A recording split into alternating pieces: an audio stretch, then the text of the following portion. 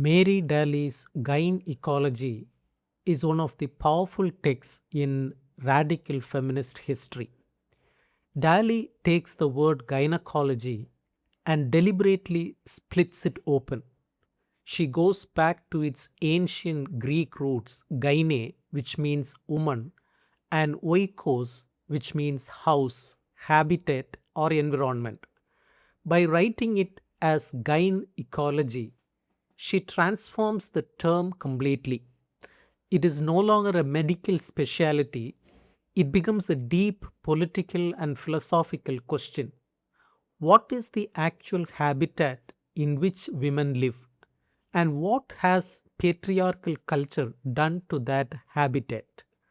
Mainstream gynecology is not a healing science, it is a tool of control, a cold institutional machine designed to manage and contain women's bodies.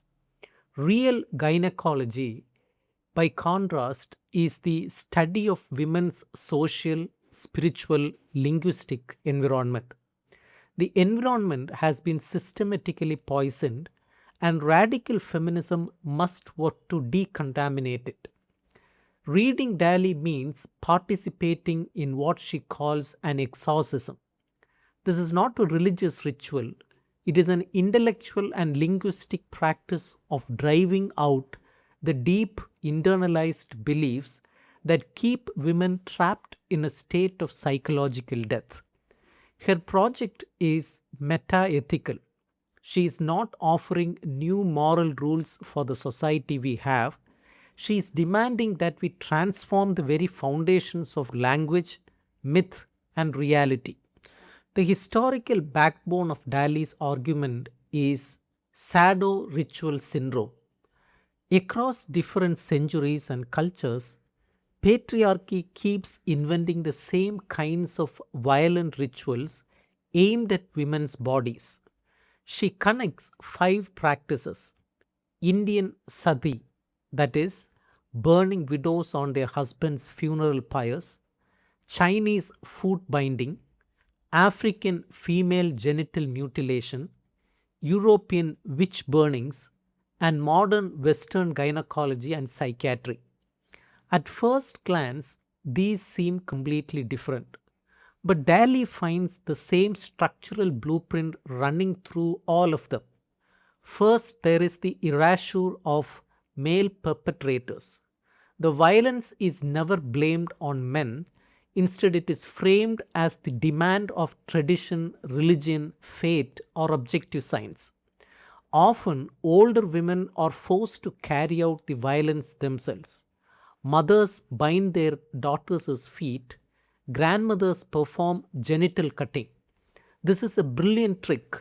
By forcing women to police other women, patriarchy hides its own hand completely. Second, there is the illusion of purification.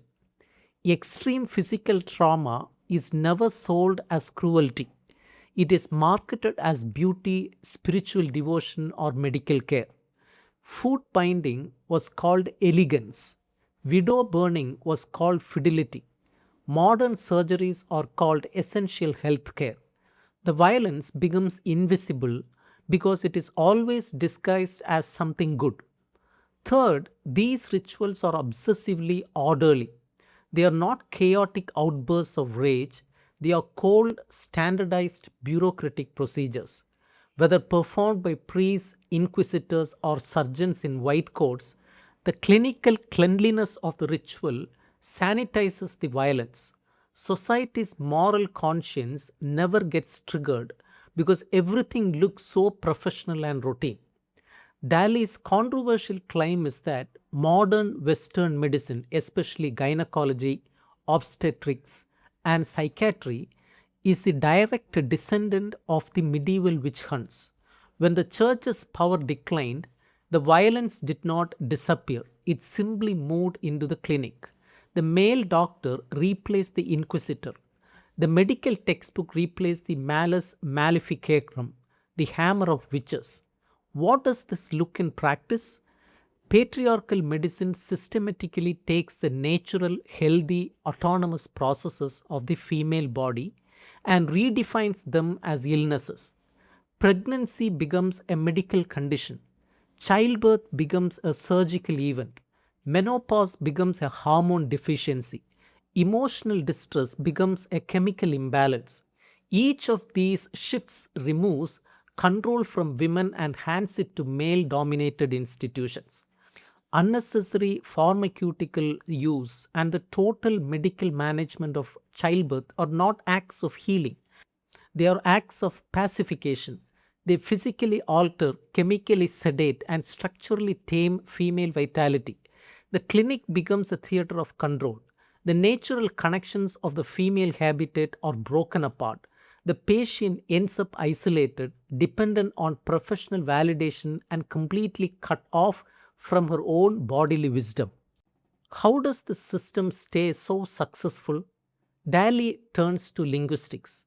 Language is not a neutral mirror of reality, it is an active cage built by male dominated culture to warp our ability to think independently. Patriarchal language is a system of false speech and verbal camouflage. It twists positive female qualities into insults while making systemic violence sound completely natural. To fight back, Daly wages a philological war. She takes patriarchal slurs and reverses their meaning entirely. Consider spinster. In ordinary language, a spinster is a pitiful figure, an unmarried, unwanted woman who failed to land a husband. But Daly looks at the word's history. A spinster is one who spins. So, a radical spinster is a woman who has escaped the family trap and now spends her life spinning new webs of meaning, new vocabularies, and new realities entirely outside male validation. She does the same with hag and crone. In patriarchal culture, any woman who grows old, wise, and independent is demonized as ugly and dangerous. Daly embraces these titles. The hag is a woman who sees through patriarchal myths without blinking. The crone is a keeper of ancient female memory, refusing to let the crimes of the past be buried under corporate and state sponsored forgetting. This is not wordplay, it is a fundamental reclamation of reality itself. Having diagnosed the patterns of violence and exposed the traps of language, Daly maps out a path to liberation. She rejects linear, progressive models of revolution, seeing them as traps that lead straight back into patriarchal institutions.